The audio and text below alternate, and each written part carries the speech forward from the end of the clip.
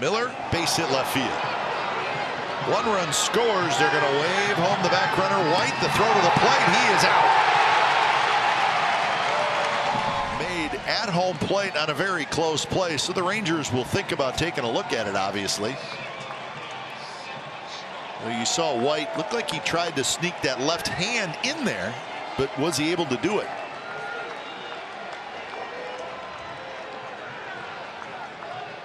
So they're having a big discussion just off home plate.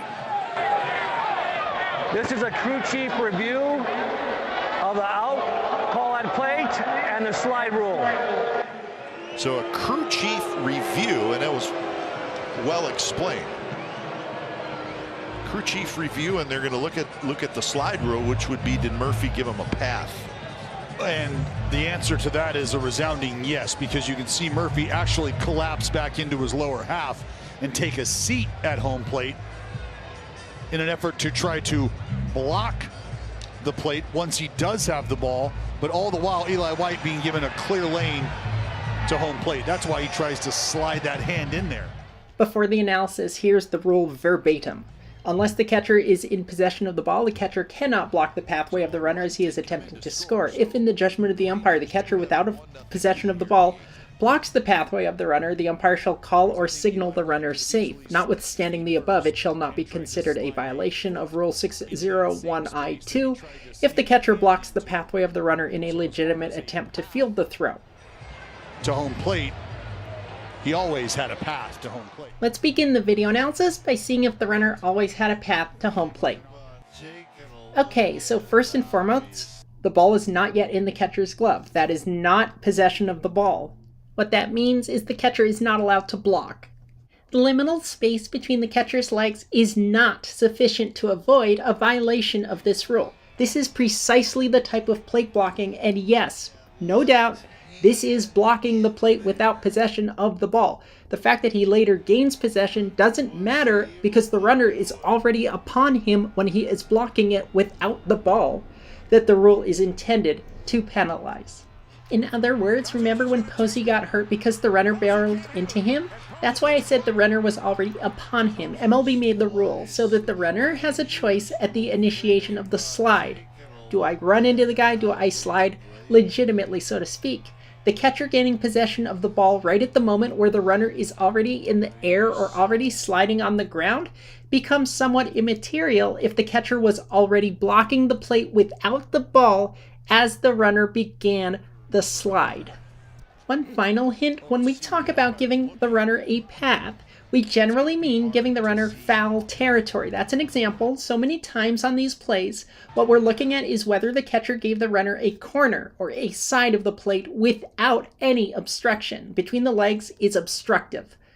The most telling sign that a catcher is legal and gave the runner a path is when the catcher cedes foul territory to the runner and takes a position on the line and to the right of it or in fair territory. Murphy's foot is clearly blocking access to the plate. It's on the wrong side. In some of these replays, it looks like he's out, and then some of them, it looks like he's safe. Yeah, it's going to be this may be a good look here, Dallas. See, now there it almost looks like he After may be safe. review, there was a violation for blocking the plate. The run scores. The batter runner goes to second base. So well explained by Doug Eddings that there was a violation for Sean Murphy blocking home plate.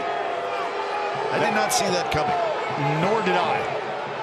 Because it looked like White was able to get his left hand to home plate. Well, that's the whole point, is if you can tag home plate, you're probably being given a lane. You're being given access.